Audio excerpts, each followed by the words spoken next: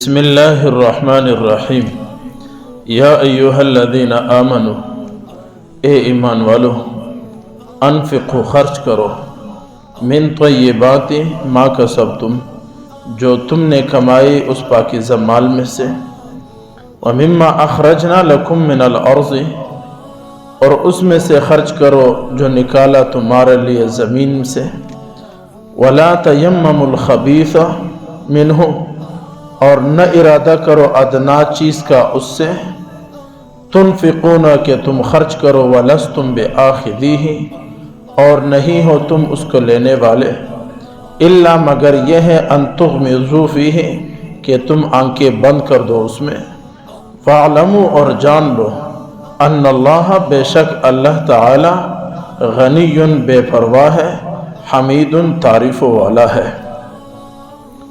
یہ سورۃ البقرہ کا آیت نمبر 267 ہے۔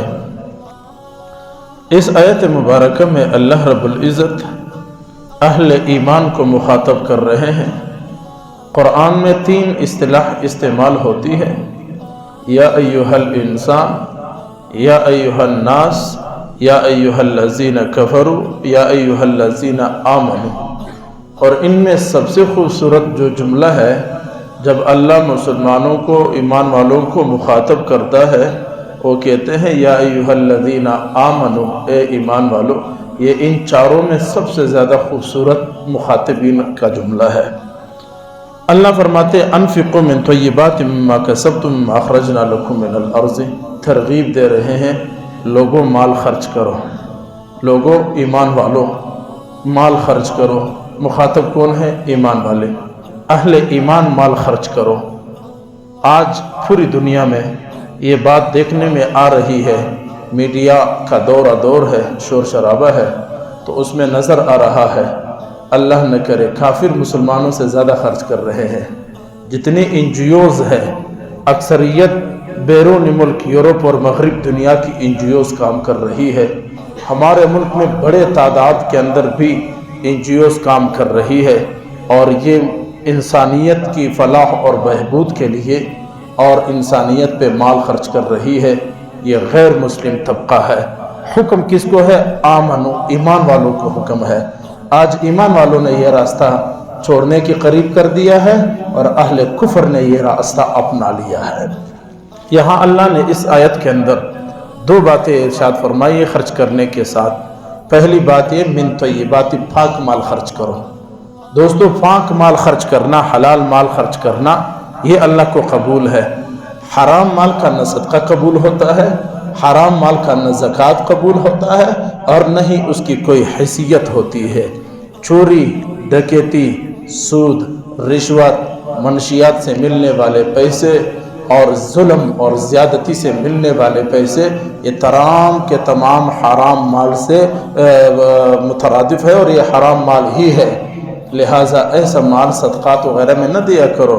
تم نے محنت کی ہے، مزدوری کی ہے، نوکری کی ہے، اس میں جو تمہارا حلال مال ہے وہ پاکیزہ ہے، اس میں سے خرچ کرو، حلال مال میں سے خرچ کرو، حرام مال میں سے خرچ نہیں کرنا ہے۔ ایک بات یہاں ایک بات ضرور یاد رکھے، اللہ نے یہ قید کیوں لگائی کہ حلال مال خرچ کرے؟ من طیبات اس لیے لگایا کہ حدیث کے اندر بھی اللہ کے نبی صلی اللہ علیہ وسلم نے بھی اس کو واضح کر دیا ہے، حرام مال کھانے کے بعد عبادت قبول نہیں ہوتی، حرام مال کھانے کے بعد دعائیں قبول نہیں ہوتی، اس لیے فرمایا حلال مال کا ایسا طریقہ اپناؤ۔ ہم تو معیشیت زدہ ہے، ہمیں تو لوگوں نے پیٹ کے بھوک پہ پکڑ لیا ہے۔ ہماری تو تنخواہیں 2 سے 4,000 5,000 اور 6,000 ہیں، جو کہ تمہارے موبائل کے خرچے سے بھی کم ہے۔ آپ کے پیٹرول گاڑی اور موٹر سائیکل کے پیٹرول سے بھی مولوی کی تنخواہ کم ہے۔ ہم تو معیشت زدہ ہے، ہم تو پیٹ کے اوپر بچوں کے اوپر حیران اور پریشان ہے۔ اس لیے خدا کے لیے ہمیں تم مت دو، ہم تحقیق نہیں کر سکتے۔ ہم نے اگر آج کہہ دیا کہ جناب یہ پیسے کہاں سے لائے ہو، اور جو 1,000 آنے والا تھا مشکل سے وہ بھی ختم ہو جائے گا، کل یہ بندہ تو نہیں دے گا۔ مسجد کو چلانا ہے، مدرسے کے طلباء کو چلانا ہے، مولوی نے اپنے گھر کو چلانا ہے، اپنے آپ کو چلانا ہے، اور یہ جملہ اگر کہہ دیا یہ مال کہاں سے آیا ہے، اگلے دن یہ بھی تو نہیں ملنا ہے اس لیے مفتی رشید احمد رحمۃ اللہ علیہ کہا کرتے تھے ہم مولویوں کو مجبور نہ کرو کہ ہم پوچھیں تم کہاں سے مال لائے، خود ایماندار بنو، خود صاف ستھرا مال مسجد اور مدارس میں خرچ کیا کرو، یہ تمہارے دین کے رکھوالے ہیں، یہ تمہارے دین کے محافظین ہیں، ان کے اوپر صاف شفاف مال خرچ کیا کرو۔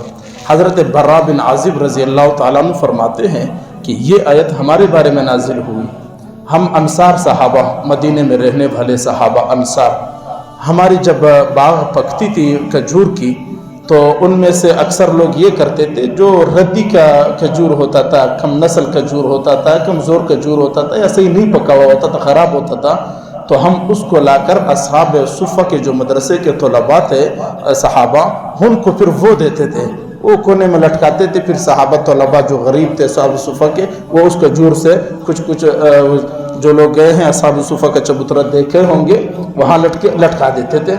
اس پر اللہ نے یہ آیت نازل کر دے کہ دوستو ایسا نہ کرو، لوگوں ایسا نہ کرو، حلال مال، پاکیزہ مال، بہترین عمدہ مال خرچ کرو۔ اللہ آگے فرماتے دوسرا قید، جو زمین میں سے تمہیں دی ہے وہ تم خرچ کرو۔ زمین سے ہمیں کیا ملا ہے؟ سب کچھ ملا ہے ہمیں زمین سے۔ زمین سے صرف پیاز، آلو، ٹماٹر، گاجر نہیں ملتا، زمین سے معدنیات بھی ملتے ہیں، زمین سے یہ کپاس کا نظام جس سے کپڑے اور روئی وغیرہ کا نظام چلتا ہے، زمین سے جواہرات بھی زمین سے ملتے ہیں، کاروبار اسی پہ چلتا ہے، پانی بھی زمین سے ہے، سارا نظام زمین سے ہے۔ ان تمام چیزوں سے خرچ کیا کرو، صرف ایک دو چیزوں سے نہیں، ہر چیز میں سے۔ پیاز والے عشر نکالے، آلو والے عشر نکالے، آسمانی پانے والے کس قدر نکالے، زمینی پانے والے مشقت والے کتنا نکالے، ہر ایک کا حساب متعین ہے۔ آگے اللہ رب العزت نے بڑی خوبصورت انداز میں بات کو اور واضح کر دیا، بہت آسان۔ وَلَا تَتَيَمَّمُوا الْخَبِيثَ مِنْهُ تُنْفِقُونَ وَلَسْتُمْ بِآخِذِيهِ إِلَّا أَن تُغْمِضُوا فِيهِ۔ بہت سادہ سمپل آسان سی بات اللہ نے کہا، لوگوں وہ مال خرچ نہ کرو جو تم خود لینے کو تیار نہیں ہو، جو مال تم خود لینے کو تیار نہیں ہو، گٹیا مال، خراب مال تم خود پسند نہیں کرتے ہو کہ اس کو لے لیں، تو اس مال کو خرچ بھی نہ کرو، بس یہ پہچان ہے۔ اللہ فرماتے الا ان تغمضوا فیہ، مگر یہ کہ آنکھیں بند کر لیے چلو ٹھیک ہے، وہ والا مال نہیں، مال وہ خرچ کرو جو تمہیں پسند ہو۔ نبی علیہ السلام نے کیا فرمایا؟ اپنے لیے جو پسند کرتے ہو وہی دوسروں کے لیے پسند کرو، دوسروں کے لیے وہی پسند کرو جو اپنے لیے پسند کرتے ہو۔ یہ مومن کا سب سے پہلے صفت ہے۔ یہاں اللہ یہی فرما رہے ہیں کہ خرچ وہ چیز کرو جو تم خود لینے والے ہو، ایسا چیز خرچ مت کرو جو تم خود لینے والے نہ ہو۔